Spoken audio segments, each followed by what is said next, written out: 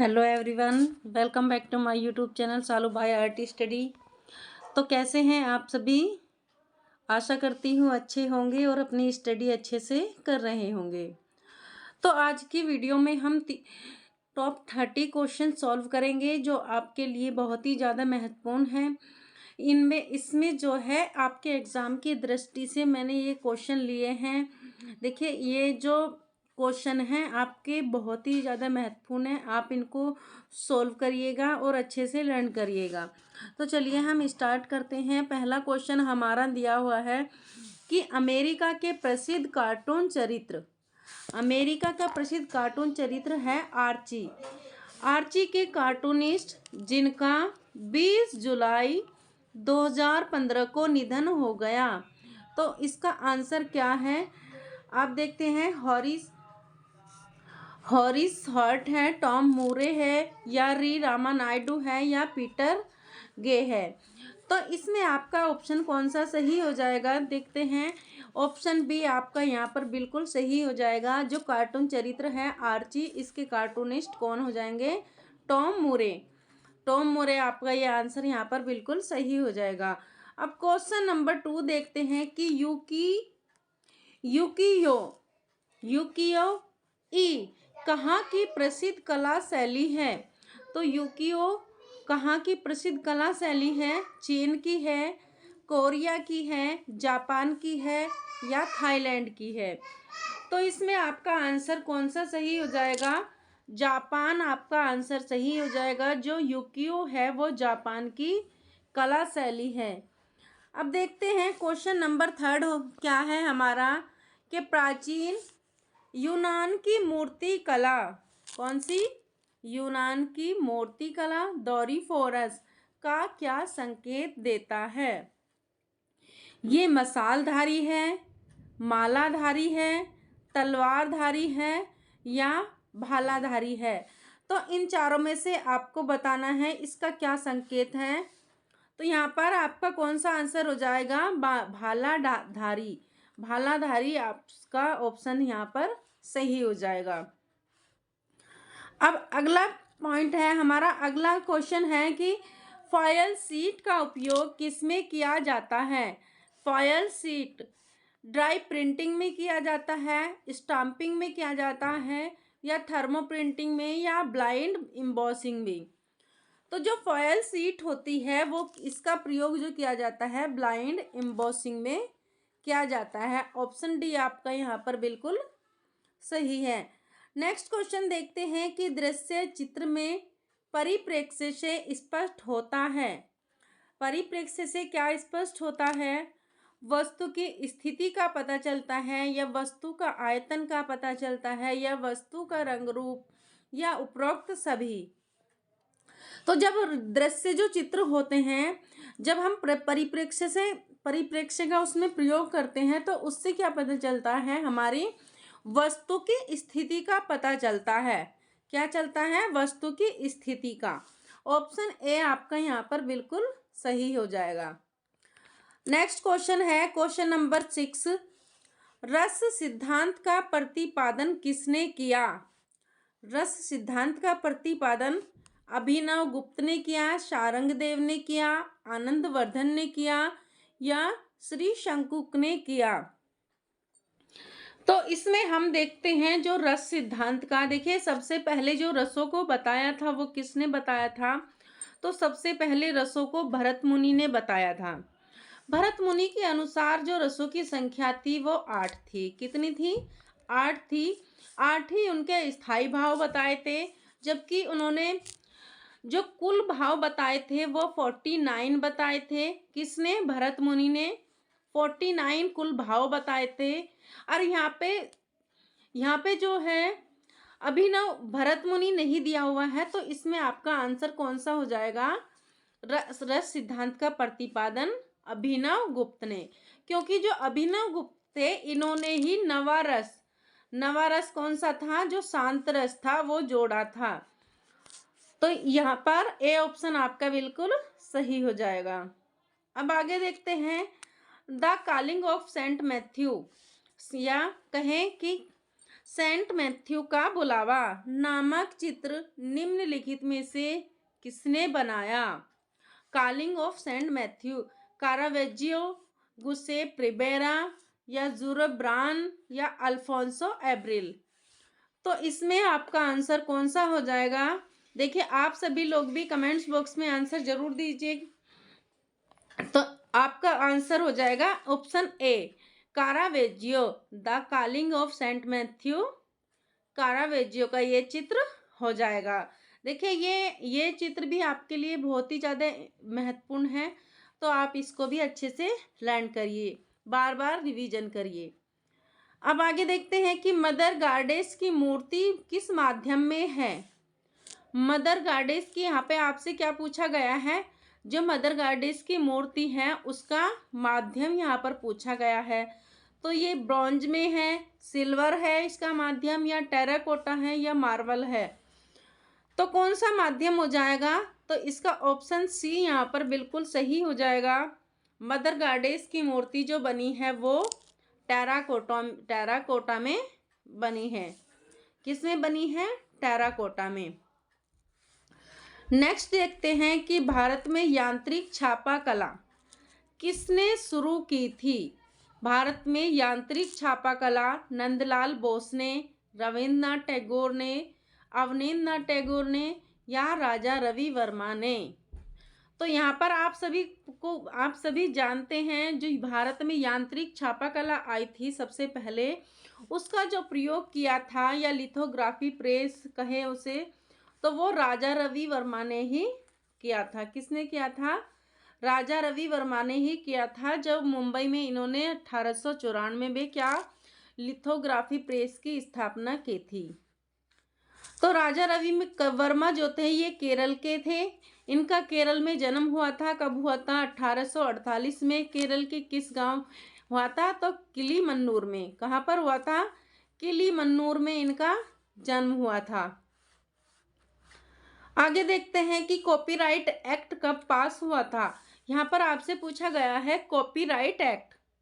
Copyright act कब पास हुआ था? 1947, 1952, 1957 या 1989। तो जो कॉपीराइट एक्ट है वो कब पास हुआ था? 1957 में कॉपीराइट एक्ट को पास किया गया था। 1957 आपका यहाँ पर आंसर सही हो जाएगा। अब नेक्स्ट क्वेश्चन है कि सबसे हार्ड पेंसिल कौन सी है? सबसे हार्ड पेंसिल आपको बताना है। ऑप्शन ए है एच, ऑप्शन बी है एच बी, ऑप्शन सी है 2B, ऑप्शन डी है 4B। तो यहाँ पर आपको आंसर देना है। जो सबसे हार्ड पेंसिल होती है वो कौन सी होती है? एच होती है। कौन सी होती है? एच होती है। तो ऑप्शन ए यहाँ पर सही हो जाएगा, ऑप्शन ए। देखिए, ये जो पेंसिल पर एच लिखा रहता है ये किस लिए लिखा रहता है? ये हार्डनेस, यानी कि हार्डनेस के लिए ये यहाँ पर पेंसिल पर ये लिखा रहता है। तो सबसे हार्ड पेंसिल एच ही होती है। अब आगे देखते हैं, वॉल पेंटिंग का प्रारंभ किस कला महाविद्यालय से हुआ है? वॉल पेंटिंग का प्रारंभ किस कला महाविद्यालय से हुआ? लखनऊ, पटना, शांति निकेतन या दिल्ली। तो आप सभी जानते हैं कि जो वॉल पेंटिंग है उसका जो प्रारंभ हुआ है वो कहाँ से हुआ है? शांति निकेतन से हुआ है। और कौन माने जाते हैं वॉल शैली के जनक? अवनी बाबू जो माने जाते हैं वॉल शैली के जनक माने जाते हैं, या कहें बंगाल शैली के जनक। तो यहाँ से वॉल पेंटिंग की शुरुआत हुई थी। अब आगे देखते हैं कि राजस्थानी चित्रकला के चित्र हैं। राजस्थानी चित्रकला के चित्र हैं कौन से हैं? लघु चित्र हैं, वॉश चित्र हैं, पोथी चित्र हैं या दीवार पर चित्र है। तो इसमें जब राजस्थानी चित्रकला आई, देखिए वैसे तो जो पोथी चित्रकला है या लघु चित्रकला है उसकी शुरुआत पाल शैली से ही हो गई थी। पाल शैली से, जो पाल शैली के चित्रकार थे धीमान और वितपाल, उन्होंने ही क्या था, लघु चित्रों की शुरुआत कर दी थी। लेकिन वहाँ पर जो बनाए गए थे वो पोथी चित्र बनाए गए थे, यानी कि ताड़पत्रों पर जो चित्र वहाँ पर बनाए गए थे। और उसके बाद आती है अपभ्रंश शैली। पाल शैली के बाद अपभ्रंश शैली आती है, वहाँ पर भी पोथी चित्र बनाए गए। लेकिन अपभ्रंश शैली में कागज पर भी चित्र बनाए गए 14वीं शताब्दी में। उसके बाद जब अपभ्रंश शैली का वो होने लगा तो राजस्थानी शैली के रूप में ये उभर कर आई। तो वहाँ से जो बने लघु चित्र यहाँ पर बनने लगे। तो लघु चित्र यहाँ पर बनने लगे, तो ऑप्शन ए यहाँ पर आपका बिल्कुल सही हो जाएगा। राजस्थानी शैली के जो चित्र हैं वो कौन से हैं, लघु चित्र हैं। अब आगे देखते हैं कि सांची कहाँ पर स्थित है। सांची उज्जैन में है, भोपाल है, विदिशा है या इंदौर है। तो सांची कहाँ पर स्थित है, ये है आपका विदिशा में। विदिशा कहाँ पड़ता है, एमपी में ये पड़ता है। विदिशा एमपी में पड़ता है। आगे देखते हैं, ईश्वरी प्रसाद किस शैली के प्रसिद्ध चित्रकार थे। ईश्वरी प्रसाद पटना शैली, मेवाड़ शैली, कांगड़ा शैली या मुगल शैली। तो ईश्वरी प्रसाद जो थे वो किस शैली के थे, तो वो पटना शैली के हो जाएंगे। ऑप्शन ए आपका बिल्कुल सही हो जाएगा। नेक्स्ट क्वेश्चन की ओर बढ़ते हैं। 8वीं शताब्दी में द्रविड़ शैली में निर्मित सौर मंदिर, यहाँ पर आपसे क्या पूछा गया है, 8वीं सदी में द्रविड़ शैली में जो निर्मित सौर मंदिर है वो कहाँ पर स्थित हैं। महाबलेश्वर में है, मदुरई में है या एलोरा में है या महाबलीपुरम में है। तो जो 8वीं शताब्दी में द्रविड़ शैली के मंदिर पाए गए हैं, सौर मंदिर, देखिए यहाँ पर आपसे सौर मंदिर पूछा गया है, तो ये कहाँ पर है, महाबलीपुरम में है। डी ऑप्शन यहाँ पर आपका बिल्कुल सही हो जाएगा। देखिए यहाँ पर जो द्रविड़ शैली दी गई है, तो जो यहाँ पर मैं आपको बता दूं, जो द्रविड़ शैली है ये इसका संबंध किससे है, तो ये मंदिर निर्माण की शैलियाँ थी, जिसमें 3 शैलियाँ आती हैं। एक आती है नागर शैली, दूसरी है द्रविड़ शैली और तीसरी है बेसर शैली। जो नागर शैली थी वो जो कि उत्तर भारत के जो मंदिर प्राप्त होते हैं, उत्तर भारत में जो मंदिर प्राप्त होते हैं वो नागर शैली के हैं। जबकि जो दक्षिण भारत के जो मंदिर प्राप्त हुए हैं वो किस शैली में बने हैं, द्रविड़ शैली में बने हैं। और उसके बाद जो द्रविड़ शैली है और नागर शैली है, इन दोनों को मिलाकर जो बीच में मंदिर प्राप्त हुए हैं वो किसके हैं, बेसर शैली के प्राप्त हुए हैं। किस शैली के हैं, बेसर शैली के हैं। तो आपको ये भी ध्यान रख लेना। देखिए यहाँ पर जो ये शैलियाँ हैं इनमें बहुत ही ज़्यादा कन्फ्यूज़न होता है, तो आपको जैसे मैं आपको बता देती हूँ ट्रिक, जैसे द से दक्षिण और द से द्रविड़। तो दक्षिण भारत के मंदिर द्रविड़ शैली में, उत्तर भारत के मंदिर नागर शैली में। अब आगे क्वेश्चन देखते हैं कि Jallianwala Bagh symbols of आर्ग of freedom किसने चित्रित किया। तो यहाँ पर FN सूजा हैं, KS कुलकर्णी हैं, विमल दास गुप्ता हैं या प्राणनाथ मागो हैं। तो Jallianwala Bagh symbols of आर्ग of freedom जो चित्रित किया था वो प्राणनाथ मागो ने किया था। डी ऑप्शन यहाँ पर आपका बिल्कुल सही हो जाएगा। नेक्स्ट क्वेश्चन देखते हैं। वाटर लिली कुमुदनी के फूल नामक पेंटिंग श्रृंखला किसके द्वारा बनाई गई थी। अमृता शेरगिल, अमरनाथ सहगल, मोनेट या मैनेट। देखिए यहाँ पर होगा ये मानेट। तो इसमें आपका ऑप्शन सी सही हो जाएगा। जो वाटर लिली कुमुदनी के फूल है वो किसके द्वारा बनाया गया है, मोने के द्वारा बनाया गया है। जो ये मोने थे ये प्रभाववादी कलाकार थे। नेक्स्ट क्वेश्चन देखते हैं कि कौन सी महिला प्रभाववादी कलाकार है। कौन सी महिला जो है प्रभाववादी कलाकार है? एडवर्ड ली है, मैरी कैसेट है, कैसेट मूर हैं या ब्रुक सिथेल्ड हैं? तो ऑप्शन बी यहाँ पर सही हो जाएगा। जो प्रभाववादी महिला कलाकार है वो मैरी कैसेट हो जाएंगी। अगला प्रश्न है कि बीसी सान्याल थे, इनके समकालीन राजा रवि वर्मा, अमृता शेरगिल, सेजान या वान गोग? तो जो बीसी सान्याल अमृता शेरगिल के समकालीन थे। किसके समकालीन थे? अमृता शेरगिल के समकालीन थे। नेक्स्ट क्वेश्चन बढ़ते हैं। अंग्रेजी शासन के कारण जिस नवीन चित्र शैली का जन्म हुआ था वह थी, कौन सी थी? यूरोपियन शैली थी, शास्त्रीय शैली थी, कंपनी शैली थी या बंगाल शैली थी? तो यहाँ पर आपसे पूछा गया है जब अंग्रेजी शासन आया तो उसके साथ जो नवीन चित्र शैली का जन्म हुआ था तो वो कौन सी थी?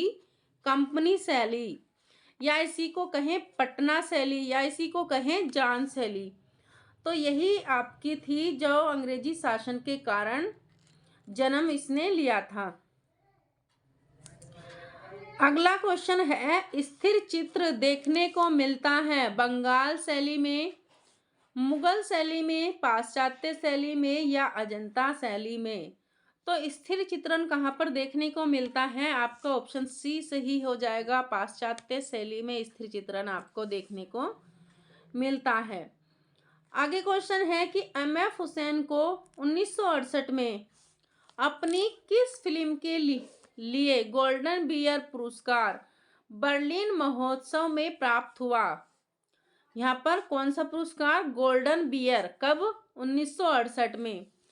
तो ये हो जाएगा आपका through the eyes of a painter, जिसे कहेंगे चित्रकार की दृष्टि से। जो आगे है गजगामिनी, मीनाक्षी, कभी खुशी कभी गम। तो कौन सी फिल्म हो जाएगी इनकी? ऑप्शन ए यहाँ पर आपका सही हो जाएगा, through the eyes of a painter. Through the eyes of a painter, इस फिल्म के लिए इनको कौन सा पुरस्कार दिया गया था? गोल्डन बियर, जो बर्लिन महोत्सव में दिया गया था। Through the eyes of a painter. अब आपको बताना है ये जो फिल्म बनाई थी इन्होंने किस शैली के जीवन पर आधारित थी, या कहाँ का जीवन इसमें दिखाया गया था? आपको कमेंट्स बॉक्स में बताना है। आपके लिए एक क्वेश्चन है। अब अगला क्वेश्चन देखते हैं हम। भारतीय सौंदर्य शास्त्र के प्रथम दार्शनिक थे? भट्ट लॉलेट हैं, अभिनव गुप्त हैं, भरत हैं या आनंदवर्धन हैं? तो जो भारतीय सौंदर्य शास्त्र के पहले दार्शनिक माने जाते हैं वो कौन हो जाएंगे? भरत मुनि हो जाएंगे, जिन्होंने नाट्य शास्त्र की रचना की थी। कब की थी?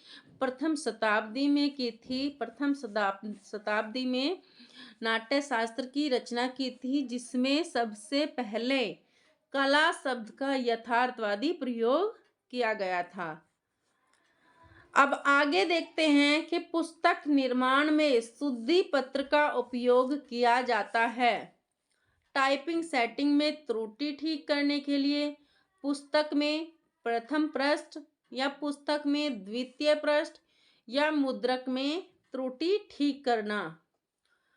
तो जो पुस्तक निर्माण में शुद्धि पत्र का उपयोग किया जाता है वो डी ऑप्शन आपका ठीक हो जाएगा।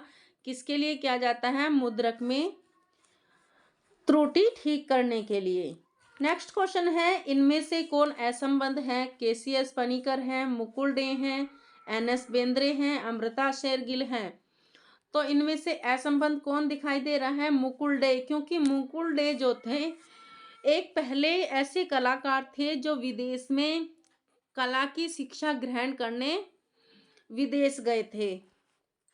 वैसे तो अमृता शेरगिल ने भी विदेश में पेरिस में शिक्षा ग्रहण की थी, लेकिन ये पहले कलाकार थे जिन्होंने विदेश में शिक्षा ग्रहण की थी। अब आगे देखते हैं, प्रथम भारतीय महिला चित्रकार थी ललिता लाजमी, अमृता शेरगिल, गौरी भंस या सुनैना देवी। तो प्रथम भारतीय महिला चित्रकार कौन हो जाएंगी? सुनैना देवी हो जाएंगी। ये कौन थी? अवनींद्रनाथ टैगोर की बहन थी। कौन थी? अवनींद्रनाथ टैगोर की बहन, जो कि प्रथम भारतीय महिला चित्रकार थी। अब आपके लिए एक क्वेश्चन और है कि जो भारत की प्रथम आधुनिक महिला चित्रकार कौन सा? जो भारत की प्रथम आधुनिक महिला चित्रकार कौन थी? तो आपको कमेंट्स बॉक्स में आंसर देना है। देखिए, वीडियो अगर आपको अच्छी लगे तो कमेंट्स बॉक्स में ज़रूर बताइएगा। वीडियो को लाइक भी करिए, शेयर भी करिए। आगे देखते हैं, अभिव्यंजनावादी कलाकार का नाम बताइए। एंडी वारहोल हैं, पिकासो हैं, डॉली हैं या मुंक हैं? तो आप इसमें जानते हैं जो पिकासो हैं इनका संबंध किससे हो जाएगा? पिकासो का संबंध किससे हो जाएगा? घनवाद से। डॉली जो थी, सल्वाडोर डॉली, इनका संबंध किससे था? अति यथार्थवाद से था। जबकि एंडी वारहोल कौन थे?